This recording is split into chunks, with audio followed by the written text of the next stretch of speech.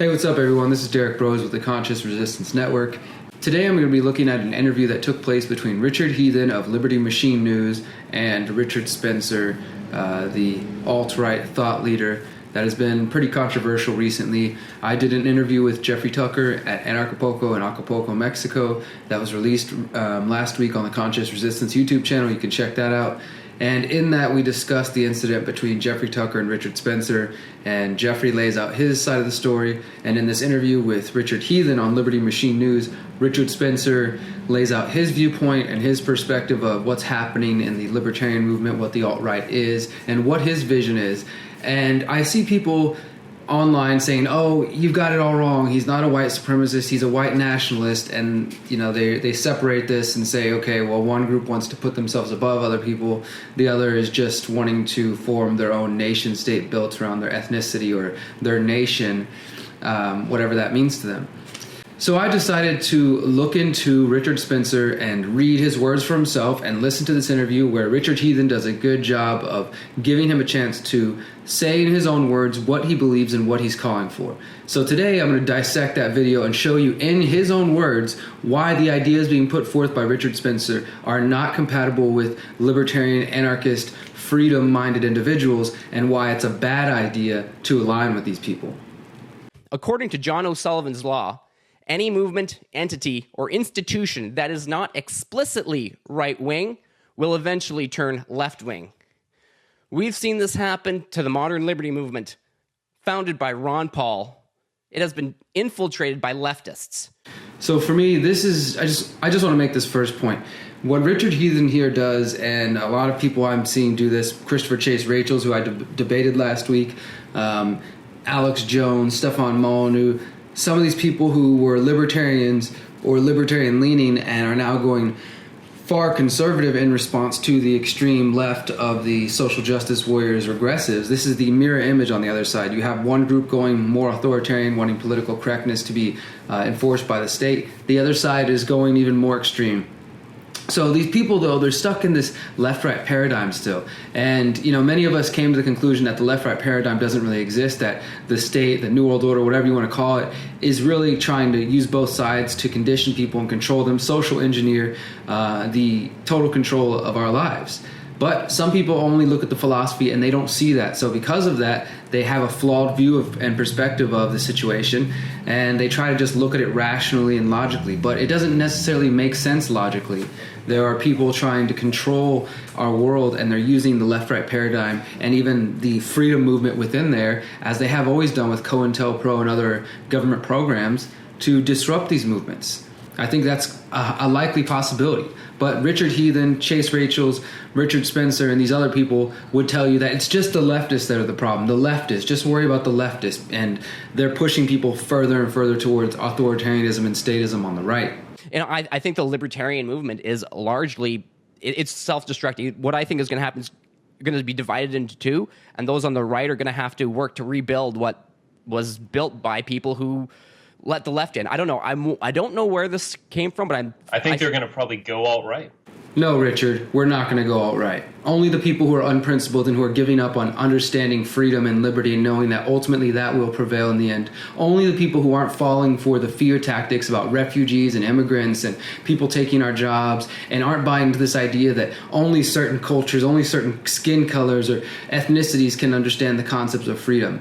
Only those of us who are not going to fall for it will stay true to the message. Those of you who don't get that, who want to go towards fear and anger, you guys will go alt-right. The other thing, even if you think Donald Trump is a national socialist, you know, the small n, small s in this case, which is kind of true. There's reason to believe that. Hold on.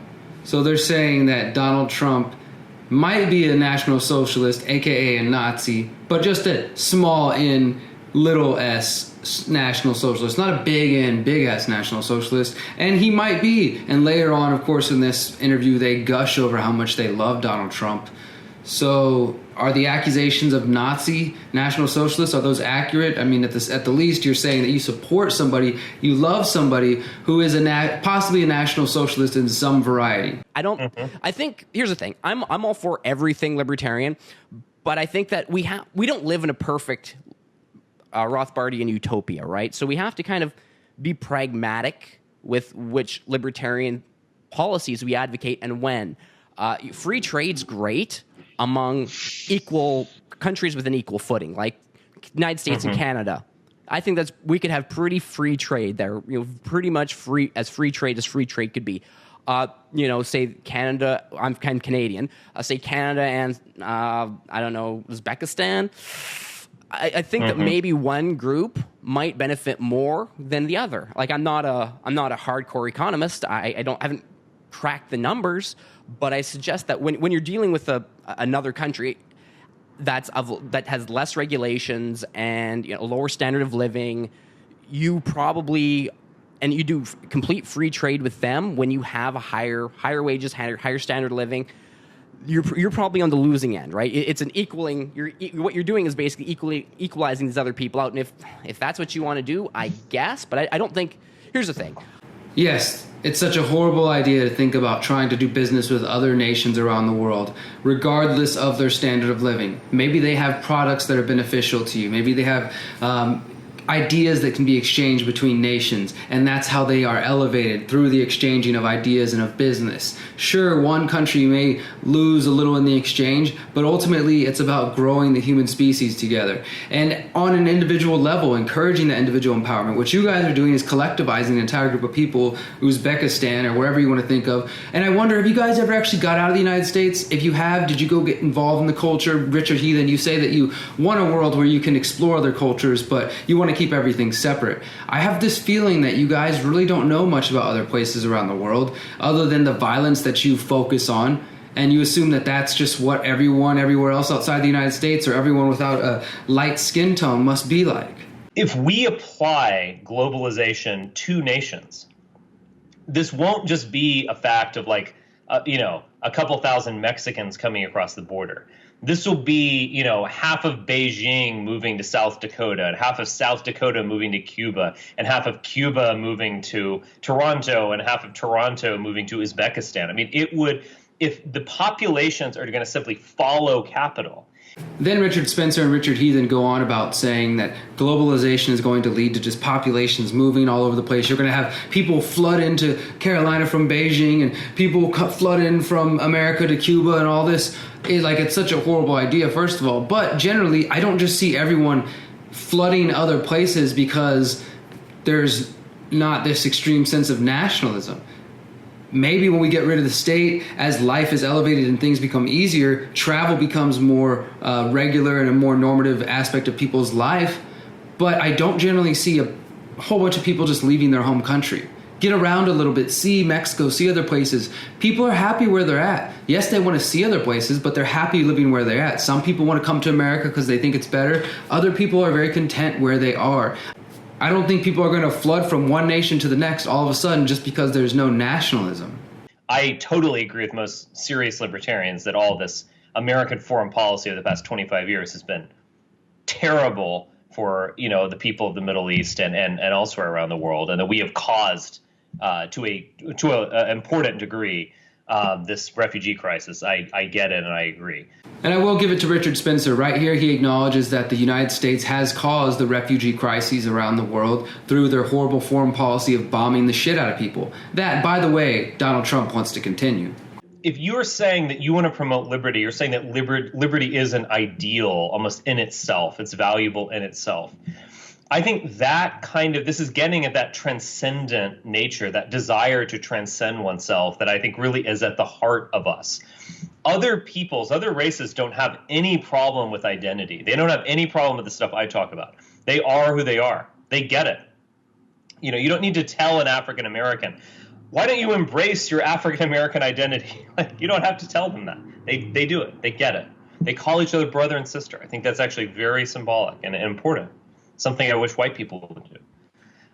But whites, we have this bug in us, and it's a kind of tragic thing. It is that we want to transcend ourselves. We want to think of ourselves not as just part of this group, but as pure individuals, or as expressing some kind of universal ideal or something like that. Now, here Richard Spencer makes an important point. I do think it's interesting that the white man, which again, I don't even understand what the definition of that. I try not to use the term white or Caucasian because Caucasians, people from the Caucasus Mountains, were not white. They probably were darker skinned than the average white Aryan person, as white is considered today. And white is a color, it's not a race. He is right that people who identify as white, when they try to form their own identity movements, even those that aren't explicitly supremacist and wanting to suppress other groups, that they are attacked and often deemed racist right out the box. And I'm not trying to do that. But as I'll show in just a moment, Richard Spencer wants more than just, a place for white people to hang out. He believes that whites are better than other races, other ethnicities, and he wants to have a form of peaceful ethnic redistribution. It is true that we have identity groups, Black Lives Matter, La Raza. We have, of course, the Native groups and many that I support and stand in solidarity with. All these different communities that have their own form of ethno-nationalism or their own form of race identity and promoting of their culture and what they believe it to be. Now, I think this is positive in some ways because it gives people a way to belong and feel like there's something to belong. But I also feel it plays on our most basic, primitive needs and desires by looking at people that are the same color as us or from the same country, or these false borders that really are just lines on a map that have changed dozens and thousands of times throughout history. So how can we really truly identify as that? I identify as somebody who has ancestry from Czechoslovakia, from the land that is currently known as Texas, since before it was Texas, and part Seminole. But I don't believe those aspects of myself are better than any other person, and I don't want to create a nation of just those people. Sorry, it's just not my views. But in a stateless society, a truly free society, you would have the ability to do that. That's not what I'm complaining about. I agree in freedom. I also believe in freedom of speech, and that includes my freedom of speech to criticize your bigoted and bad ideas. Interesting. I want to get you to talk more about yourself because everyone has, I've heard people say all sorts of nasty stuff about you. You're a Nazi, You're this, you're that, you get punched, ha, ha, ha. I know that you're an ethnic nationalist and that you like your own people. That's about the specific... do you have any specific ideology? Like, are you a National Socialist, or do you have any particular flavor that you follow? No, I'm not a National Socialist. I would say, capital N or lowercase n. I'm neither of those. I'm certainly not a socialist. I would hope that we do have a great deal of liberty and a kind of nation that I would want to create. But I think that there are basically higher ideals. I think that sometimes the whims of a businessman need to be dominated effectively by the political ideas of the state. I think allowing businessmen to do whatever they want is a bad thing. I think they would bring in a bunch of guest workers or so on, or pollute our natural world. Hold up. Richard Spencer says something about having higher ideals than liberty. Sometimes you need people from the state to step in and dominate the corporate business owner or the business owner. Now, the criticisms that him and Richard Heathen are making here seem to be the sort of run-of-the-mill criticisms that people get about a stateless society, market anarchism, or anarcho-capitalism for those who subscribe to those ideas that say, well, in the absence of the state, corporate business owners are just going to take over. And I do think there will be tons of competition that will take place between different kinds of groups, but generally I favor the idea that hierarchy won't exist in the form of corporate power for the most part, because people will choose to be entrepreneurs rather than having this boss worker relationship that isn't beneficial for them in the long run. Yes, they can work with other people because of division of labor and because of dispersed knowledge, but generally people will probably prefer to be entrepreneurs or work in teams of people, not under the auspices of some crabby boss. But what Richard Spencer is saying here is that we should have some aristocratic state over businessmen to prevent them from doing any wrongs. Does that sound like freedom or liberty to you guys? I've been getting a point where I mentioned earlier I've been pretty much thrown off the idea of democracy, right?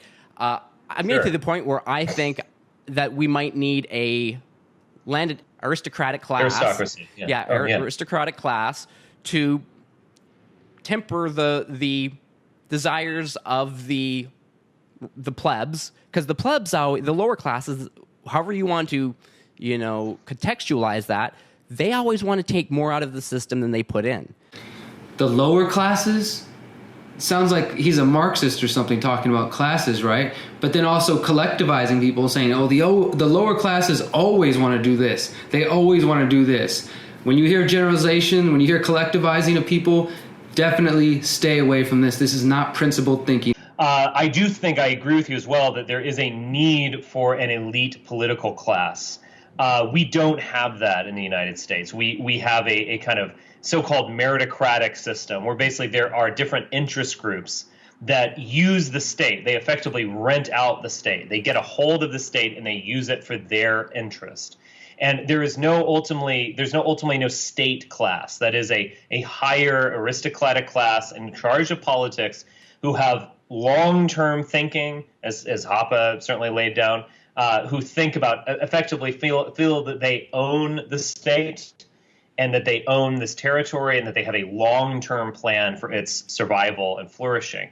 We lack that. We totally lack that. Just look at the United States. It's just it's like who gets in charge of the government, who is gonna, rape the best. Here we go again. We need a elite political class to run things, to protect the white nation and keep the culture pure. I have a documentary. You're welcome to watch it online free. It's called Hidden Influence: The Rise of Collectivism. It was done more. It was done more in my libertarianish days, so it's very libertarian. And I'm still a libertarian, but I consider myself a libertarian nationalist now. All the same things about libertarianism that I believe are still true, but there's more things in the world than just those things. It's funny watching Richard Heathen having to backtrack for his former libertarian views, saying, oh, I made this documentary when I was a libertarian, and I still believe in libertarianism, but now I'm a libertarian nationalist, so it might be a little heavy on the freedom stuff. Just ignore that. What is your end goal? Like, if you had power tomorrow, how would you organize society? Finally the good stuff. Maybe he's actually going to say what he thinks. My ultimate goal, what kind of world do I want my great-great-grandchildren to live in? I would say that was a kind of revival of the Roman Empire. A great, big, supranational expression of Europeans and European civilization. What? Fair enough. A great big empire that's an expression of European nations, a supranational state. So let's get this right. Supranational means beyond national. So he's not just talking about a white ethno-national state here in North America. He wants something that has influence and power beyond the borders of its own nation. So it's maybe something like the Empire of the United States already has, but just geared a little more towards white people. And he says the Roman Empire. Let's just look at some stats here on the Roman Empire. So just for Italy alone, the estimates of slaves range from 30 to 40% in the first century before the current era, upwards of 2 to 3 million slaves in Italy alone by the end of the first century, which is about 35 to 40% of Italy's population.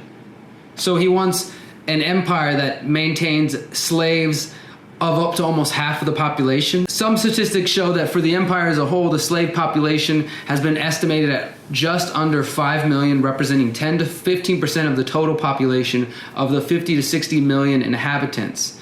An estimated 49% of slaves were owned by the elites, who made up less than 1.5% of the empire's population. So Spencer wants some elitist group running things and something akin to the Roman Empire. So perhaps this elitist group has a number of slaves. That's fairly reasonable. It's not some Hitler-esque Reich or anything. It's it's very, very reasonable. In the Roman Empire, you also have high taxation throughout the provinces and throughout the different localities that have been controlled and dominated by the Roman Empire, having to pay taxes to the crown, to the empire. The Roman Empire also had a custom where women were still considered property. They were allowed to own property in the event of their husband's death, but when they were married off to a husband, they were still technically owned by their father until his death.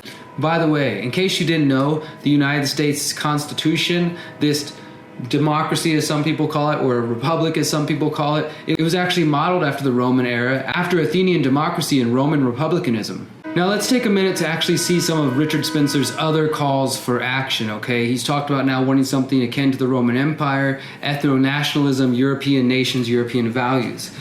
In his speech, Facing the Future as a Minority, he said the following: "Today in the public imagination, ethnic cleansing has been associated with civil war and mass murder, understandably so. But this need not be the case. 1919 is a real example of successful ethnic redistribution, done by fiat, we should remember, but done peacefully." So he's talking about the 1919 Paris Peace Conference after World War I and the redistribution that took place, the drawing of boundaries for new nations. And he's talking about this, I guess, as a good thing, ethnic redistribution. He talks about ethnic cleansing. These are some of the things that he advocates. The idea I advocate is the creation of an ethno-white state on the North American continent. So this is what he's calling for. These are just, of course, his own words.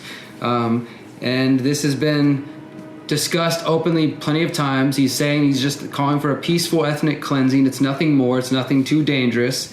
Let's see what else they have to talk about. Now, that doesn't mean to say that I think Hitler was a great guy or National Socialism is great. No, I don't think that. I don't think it's a disaster. I think it's a non-starter to create a neo-Nazi movement. That is not what I am doing. The Nazis were very, very, very iconic. But, it's funny because I'm a libertarian. I'm not a National Socialist, nothing like that. But it's funny because, I'm much more of an anti-communist. Communism is responsible for so much more death, so much more destruction, so much more everything evil in the world. Mao was the greatest known. I think this is true. They're talking about the differences between communism and fascism. People who have supported communism and state socialism that have led to death, Lenin, Mao, Stalin, they really don't get as much hate as Hitler does. And to me, these are all war criminals. And the United States people, Bush and Obama, we celebrate them too. And the Clintons and all of them, we celebrate these other people who are war criminals in our country, and we deify them as heroes. So it's no wonder that people go around wearing shirts of communism or state socialism and not understanding that these philosophies have created death and destruction in their path. So it's interesting because I got all on board with that, but now it's I love Trump. I just love the way he puts the media in their place. It's just so satisfying to see these pieces of garbage who I've been sneering at for like 10 years now, just like, I hate you, John McCain. I hate you, Lindsey Graham. I hate all of you. And just Trump come in with a wrecking ball and destroy everyone. It's so satisfying. And he's got a sense of humor. We all loved him. And he's funny, too. He does, yeah. He goes after the right people. And this is probably my final, most important point, which I'm sure will go over the heads of some of you who just don't care about love and don't understand the compassion that really underpins and is the basis of the message of liberty, of libertarianism in its purest form, anti-statism, anti-authoritarianism, individual, that truly believes in humanity and our capacity to work together to help elevate other people to create a more free world that values liberty and not force or coercion.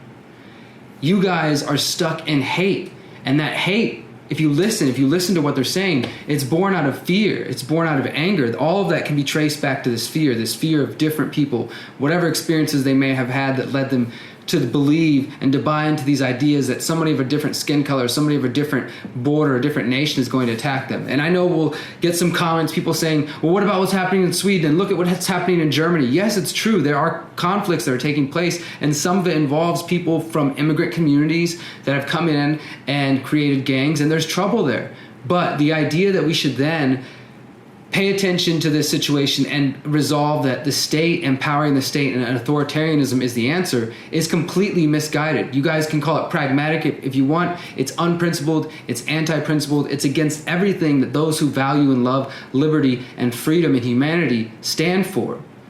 You are stuck in the fear paradigm. We always have a choice between fear and love. We can be logical, we can be rational, we can be aware, we can see the situation. We can also be aware that the state and the people behind the state, this elite that you're calling for that already exists, are engineering things. And they're dividing this nation by pushing some people towards political correctness and wanting to use the state to stop freedom of speech, and causing you guys to go further right so that you want to use immigration and borders and these other ideas to attack people and to give the state power. But that state power will ultimately be used on you as well, unless you plan to be the one behind the state. And that, I think, is the important part. The state will be used against all of us except those who expect to be the ones in control. And I think that's what's going on, is you guys expect that you're going to continue to rise and seize the power to suppress your enemies. But you won't stop there. You'll go further, and you'll suppress liberty, and you'll suppress freedom, and you'll suppress the human expression and the beauty that is culture of all life, in your attempt to establish your pure ethno state. you'll do the same thing that every authoritarian has done time and time again. Promise freedom and deliver slavery. Thank you guys for watching. Please subscribe to the YouTube channel. You can follow me on Facebook, Derrick Broze, or the Conscious Resistance Network. Remember, you are powerful, you are beautiful, and you are free. Peace.